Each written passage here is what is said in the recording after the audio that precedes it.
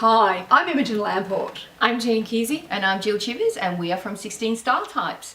In this video, we're going to talk about the journey that you can go on when you start to understand what your style type is, when your personality type becomes clearer to you, and a couple of things that can happen around that. It is an enlightening and illuminating experience for most people. That said, there can sometimes be a shady side to the street. There can sometimes be some things that trigger either you or others if you are doing this in some kind of group setting. And we wanted to chat a little bit about those stages, what it's like to learn about your type, what you might expect.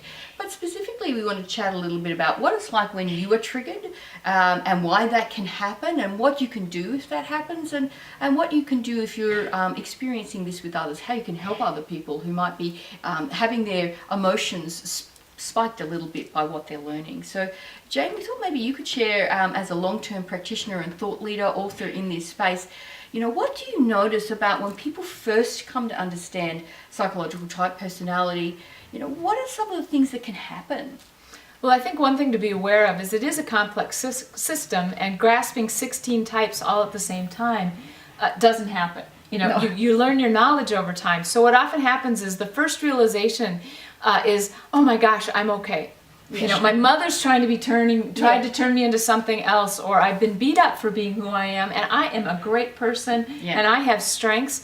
And what can happen is then we want that honored by everyone else. Right. And so things we knew were irritating or things we knew we valued all of a sudden get heightened in our awareness. So when other people do things they've done all along, we suddenly, you know, are owning our truth and saying, you know, you can't do that because that's an insult. And of course, the next step is I'm okay, you're okay. Yeah. To where it's not just that I've learned about my own personality type, but I've learned how what I honor might actually look a little bit not honoring to someone else. And that, it's not easy because when you think about your opposite type, what we need actually seems evil to them almost. You know, it's like a cosmic joke that half of the world is, for example, energized by needing time alone, and half of the world is insulted when they're left alone. I mean, it is just, and this is what we're talking about, truly being aware not only of your own needs, but therefore what others need that might just seem like they're doing something.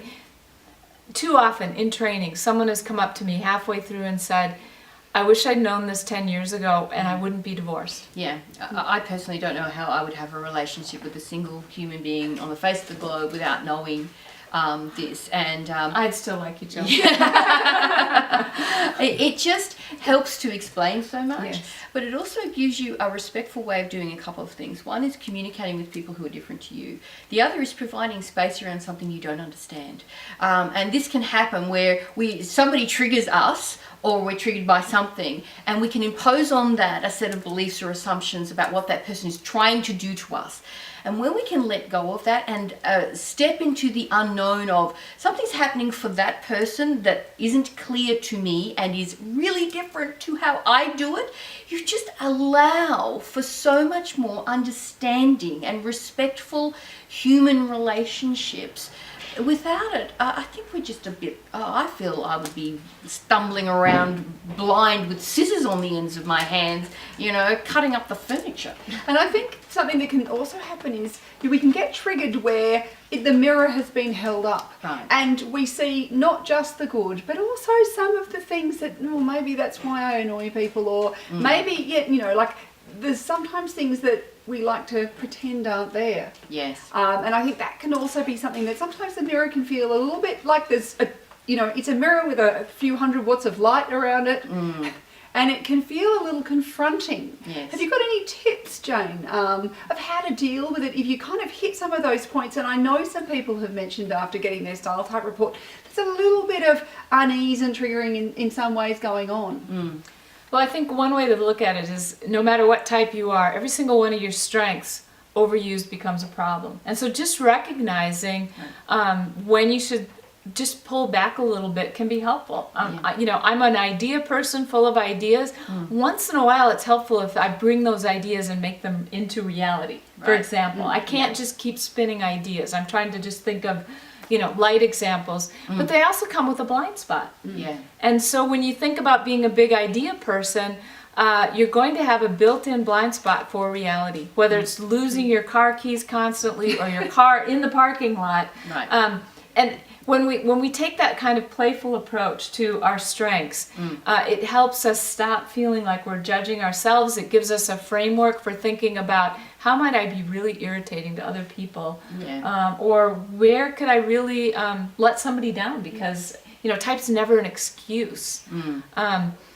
For bad behavior. So, if I had to call, my husband every time I was at the Mall of America to help me find my car, it just wouldn't work. So I have to have a strategy, and that's what type is so useful for. Yeah. So rather than being triggered, I could be triggered for the umpteenth time when someone points out that. It happened last week that my dress wasn't tucked right when I was working. I have to remember I don't pay attention to details, and that was helpful. Yeah, right. Yeah. So I think too, we do cover in the report some of our style strengths, so what you're naturally going to be great at, but also some of the things that may be challenges. And it's not here to be critical, it's just to kind of bring into awareness where an improvement can be made.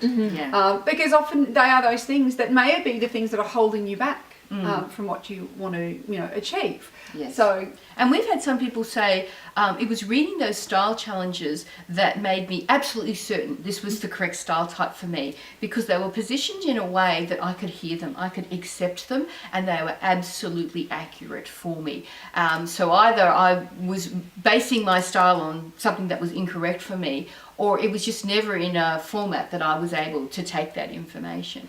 And I think too, like somebody else has mentioned that, there was a word in her report that made her, because she had her own personal associations with that word, she had a great difficulty actually accepting the report. Yes. And it's because, she had been told somewhere in her life, people around her had dismissed that part of her personality as being negative. Yes. And so this is where sometimes, like if I say the word dog, now if I say imagine a dog, what picture pops into your mind? For me, it's a whippet. What is it for you? Probably a West Highland Terrier. And you, Jane? German Shepherd. Yeah, they're all dogs, but they look very different, don't they? Yeah. And so really, if there's a word in your report that for some reason is triggering, and so do think about it, it could be a great opportunity to think about where has that come from? Yeah. Is it still relevant? Yeah. Because we can often take stuff on board, especially from when we were young, that we take on as truth when it's really opinion.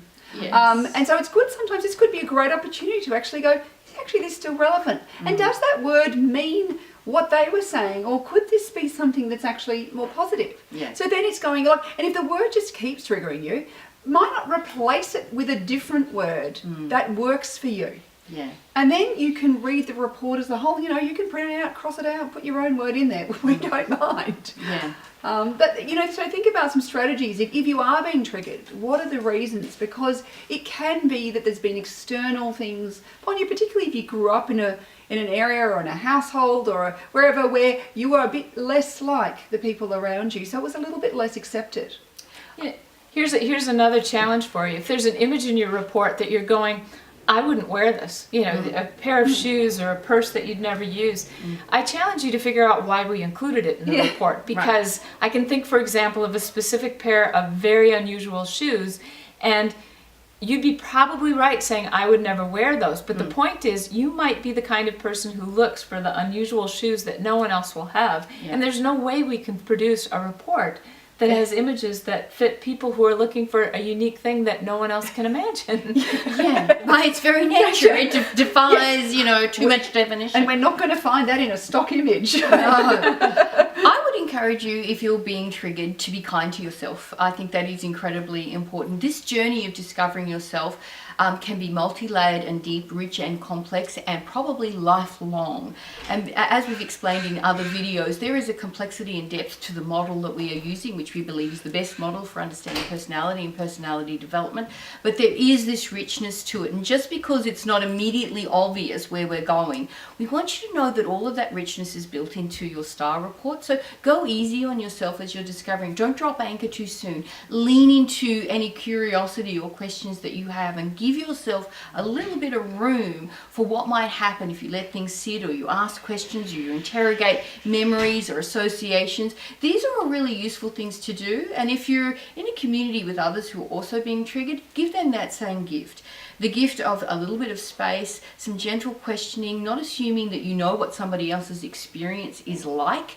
This is all a wonderful thing that you can do to provide a little bit of space, because psychological type in general and style types in particular is about a journey of self-discovery. It's not about somebody imposing anything on you or telling you what your experience should be. It is intended and designed from its very heart to be about self-discovery. And what we do is we hold the light for you. And we hold the light for you in a way that lets you explore your style in a way that is meaningful and unique and powerful and beautiful and whatever else your style journey needs to be.